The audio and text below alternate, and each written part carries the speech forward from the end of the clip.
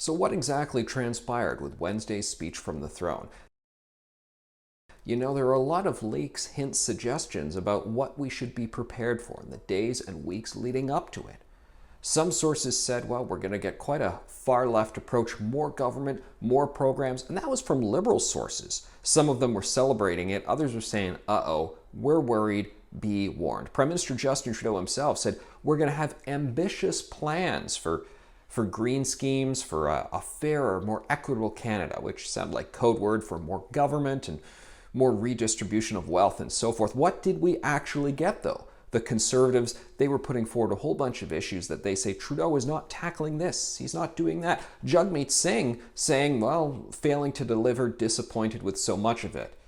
But hold on a second, what actually was in the throne speech? Because after we got all those hints that this is going to be some radical agenda to reimagineer the economy in a post-pandemic world in line with Justin Trudeau's ideology, we then started getting some messages floating in the media saying, hold on, Trudeau's stepping back. He's not going to be that extreme. He wants to make this focused on managing the pandemic right now and building the economy back afterwards. Okay, what does that all mean? Because these are all kind of buzzwords that mean different things to different people. Well, I think what we actually got in the throne speech is something that certainly didn't warrant prorogation. Something that, does it warrant an election?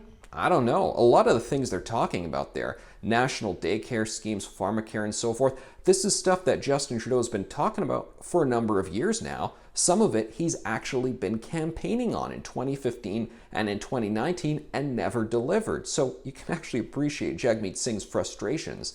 Some of those issues that I just named, they are long-standing obsessions of the NDP. They've been asking for them for years. Trudeau says he's going to do them, I guess, to get their support, never follows through on it. So a lot of this was actually just rehashing of old promises. I mean, you've had some intrusion into provincial territory.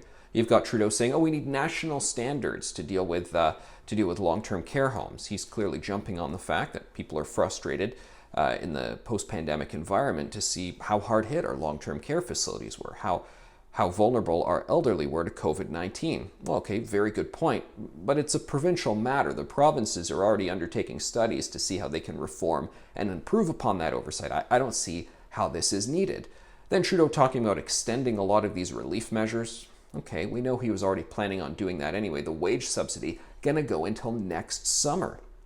Wowzers. Well, a number of economists have already said that's too much. We're really worried this is disincentivizing work. At the same time, we're finding ourselves in a second wave, so who knows how long businesses will be shuttered for. Bottom line, shouldn't be that big of a surprise. So I'm just left scratching my head here going, what was the big deal? Why did we have prorogation in the first place? Maybe it really was just all to turn a page from the We Charity scandal. Well, who knew?